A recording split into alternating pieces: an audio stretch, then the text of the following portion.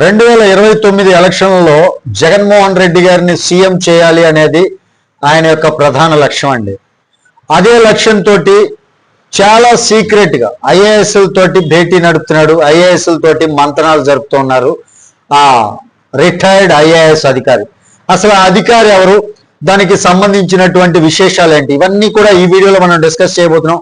Video మీకు నచ్చితే ఖచ్చితంగా లైక్ చేయండి, ఛానల్కి సబ్స్క్రైబ్ చేసుకున్నాను కొంచెం సపోర్ట్ చేయండి. పరిపాలనలో, ఒక రాష్ట్ర పరిపాలనలో ఐఏఎస్ అధికారులు చాలా కీలకం అని చెప్పుకోవచ్చండి. ప్రభుత్వం ఏ నిర్ణయం తీసుకున్నా వాటిని పూర్తి స్థాయిలో అమలు చేయాల్సింది ఐఏఎస్ అధికారులు. ప్రతి శాఖకు సెక్రటరీలు ఉంటారు, హెచ్ఓడీలు ఉంటారు, జిల్లా స్థాయిలో కలెక్టర్లు కీలకమైనటువంటి బాధ్యతలు నిర్వహిస్తారు. మొత్తానికి చెప్పాలంటే జిల్లా స్థాయిలో అడ్మినిస్ట్రేషన్ బాసులు కలెక్టర్లే అని చెప్పొచ్చు. రాష్ట్ర స్థాయిలో అడ్మినిస్ట్రేషన్ బాసులు ఆయా శాఖలకు సంబంధించినటువంటి హెచ్ఓడీలు. మరి మొత్తం పరిపాలన అడ్మినిస్ట్రేషన్ బాస్ అంటే చీఫ్ సెక్రటరీ.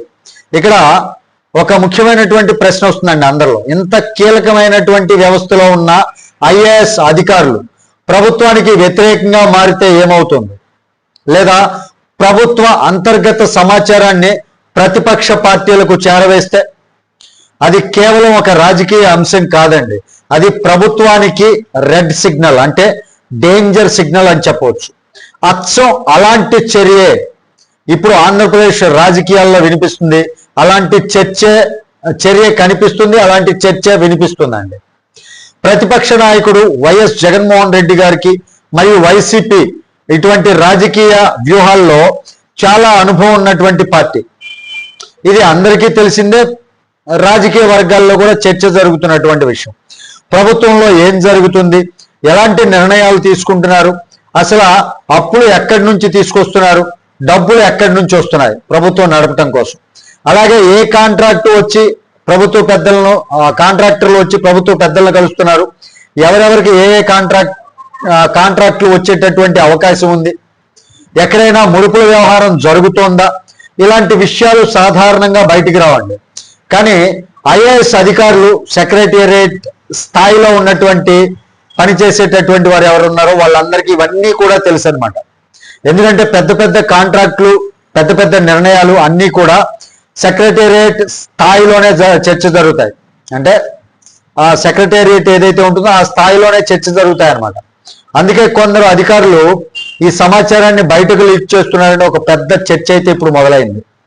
ఈరోజు ప్రముఖ పత్రిక ఆంధ్రజ్యోతిలో కూడా దీనిపై ఒక పెద్ద కథనం వచ్చిందండి. ఆ కథనం ప్రకారం మళ్ళీ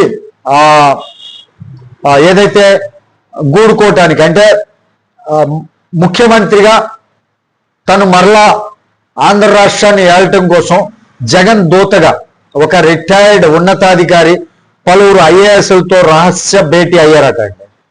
కూటమి ప్రభుత్వంలో అసలు ఏం జరుగుతుంది, ప్రభుత్వంపై బురద జల్లడం ఎలా, కీలక సమాచారం అందించండి, మరికొందరిని మన వైపు తిప్పండి అని 2 గంటల పాటు చర్చ జరిగినట్లుగా ఆ కథనం మొత్తం వివరంగా చెప్తుందండి.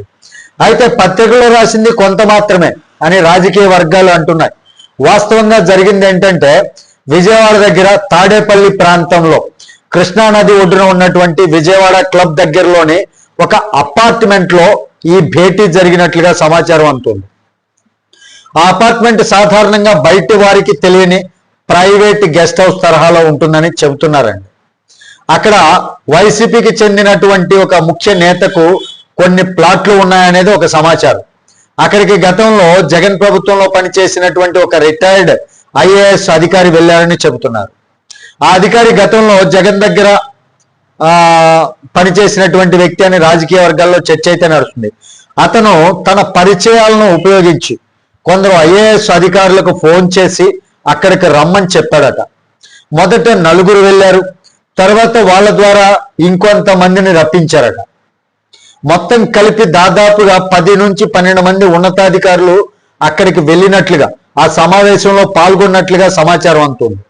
అందులో చాలా మంది సెక్రటరీ స్థాయి అధికారులు ఉన్నారని కూడా చెబుతున్నటువంటి విషయం. అక్కడ దాదాపు 2 గంటల పాటు ఆఫ్ ద రికార్డ్ చర్చలు జరిగాయట. అక్కడ ప్రధానంగా చెప్పినటువంటి విషయం ఏంటంటే, ప్రస్తుతం ప్రభుత్వంలో ఏం జరుగుతోంది, ఎవరెవరితో సంప్రదింపులు జరుగుతున్నాయి, కాంట్రాక్టర్లు ఎవరెవరు ప్రభుత్వ పెద్దలను కలుస్తున్నారు, ఇలాంటి అంతర్గత సమాచారం ఇవ్వాలని కోరినట్లుగా కొన్ని విశ్వసనీయ వర్గాలు చెప్తున్నటువంటి మాట అండి.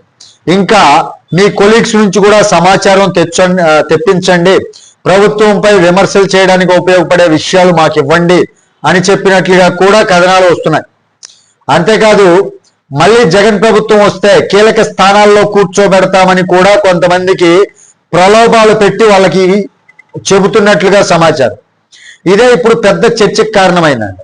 ఎందుకంటే ఇలాంటి ప్రలోభాలు నిజంగా ఉంటే అది ప్రభుత్వ పరిపాలనకు చాలా ప్రమాదకరం అని చెప్పొచ్చండి. ప్రతి రాష్ట్రాన్ని నడిపిస్తున్నటువంటి ముఖ్యమంత్రి ప్రస్తుతం రాష్ట్రాన్ని నడిపిస్తున్నటువంటి ముఖ్యమంత్రి చంద్రబాబు నాయుడు గారు ప్రభుత్వానికి ఇది ఒక డేంజర్ సిగ్నల్ అని రాజకీయ విశ్లేషకులు అయితే చెప్తున్నారు. ఎందుకంటే గతంలో అధికారంలో ఉన్నప్పుడు వైఎస్ జగన్మోహన్ రెడ్డి గారు తనకు అనుకూలంగా ఉన్నటువంటి అధికారులను కీలక స్థానాల్లో ఉంచారని అంటారు. అంటవేంటి మనందరికీ తెలిసిందే. వ్యతిరేకంగా ఉన్న వారిని అప్రాధాన్య పోస్టుల్లో పెట్టినటువంటి సందర్భాలు కూడా ఉన్నాయి. వ్యతిరేకంగా ఎవరు ఉంటే వాళ్ళని అలా అనవసరమైనటువంటి పోస్టులు ఇస్తూ ఉంటారు అనమాట. కానీ చంద్రబాబు నాయుడు గారి స్టైల్ కొంచెం భిన్నంగా ఉంటుంది. ఆయన సాధారణంగా అధికారులకు ఎక్కువ స్వేచ్ఛ ఇస్తారండి, వాళ్ళపై ఎక్కువగా ఆధారపడే పరిపాలన చేస్తారు.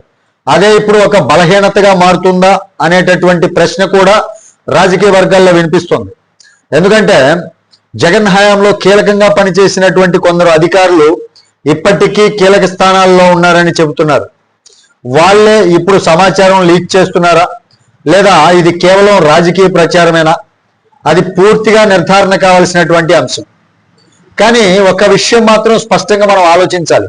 ప్రభుత్వ పరిపాలనలో ఇంటర్నల్ సమాచారం బయటకు వెళ్తే అది చిన్న విషయం కాదండి. ఇకపై సీఎం చంద్రబాబు నాయుడు గారు, డిప్యూటీ సీఎం పవన్ కళ్యాణ్ గారు, మంత్రి నారా లోకేష్ గారు ఈ విషయంపై ఎంత అలర్ట్ అవుతారు, ఎలాంటి చర్యలు తీసుకుంటారు అనేది ఇప్పుడు మనం చూడవలసినటువంటి అంశం. ఈ వ్యవహారం ఎక్కడితో ఆగుతుందా అంటే ఆగదండి, లేదా ఇంకా పెద్ద రాజకీయ సంచలనంగా మారుతుందా అంటే మారేటటువంటి అవకాశం కూడా ఉండొచ్చు. అది రాబోయే రోజుల్లోనే మనకి తెలిసేటటువంటి అవకాశం ఉంది. మరి ఈ అంశం పైన మీ విలువైనటువంటి అభిప్రాయం ఏంటనేది కామెంట్ రూపంలో తెలియజేయండి. వీడియో నచ్చితే ఖచ్చితంగా లైక్ చేయండి, ఛానల్కి సబ్స్క్రైబ్ చేసుకుని నన్ను కొంచెం సపోర్ట్ చేయండి. తిరిగి నెక్స్ట్ అనాలిసిస్తో మీ ముందుకు వస్తాను. అప్పటి వరకు సెలవు. జై హింద్.